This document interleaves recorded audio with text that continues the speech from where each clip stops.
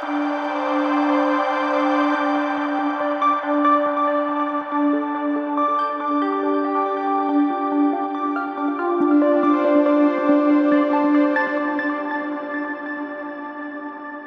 the mythology of the Sami people of northern Scandinavia, Sarvis was a giant reindeer, or elk, being pursued by hunters.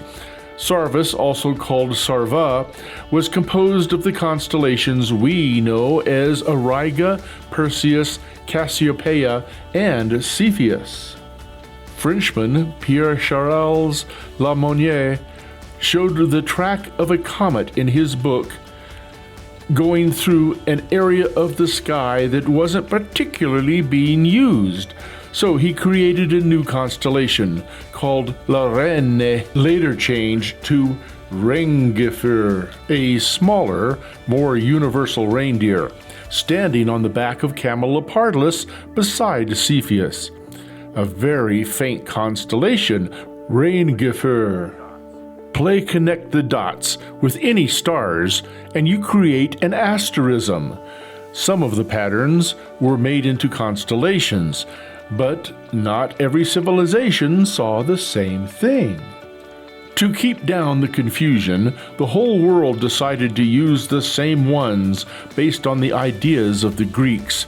They change over time as civilizations change. Remember, they are all optical illusions, just somebody's imagination. This constellation, Rangifer, was accepted for a time, but was so faint and indistinct that over time it was dropped from modern charts.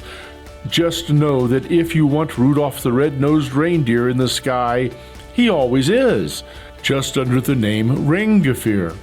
Why is Rudolph's nose red?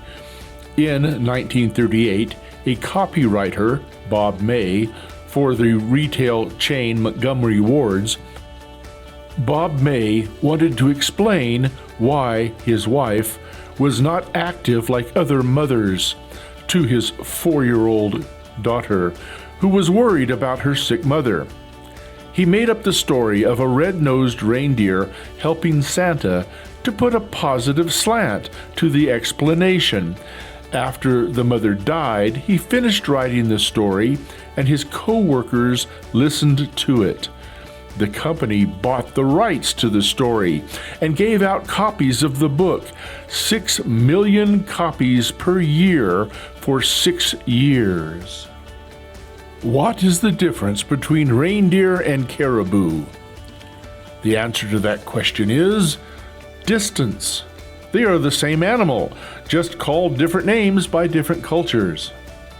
Thanks for listening to me. I'm Paul Hewen from the New Mexico Museum of Space History, saying please subscribe and like, and of course come visit us at the New Mexico Museum of Space History.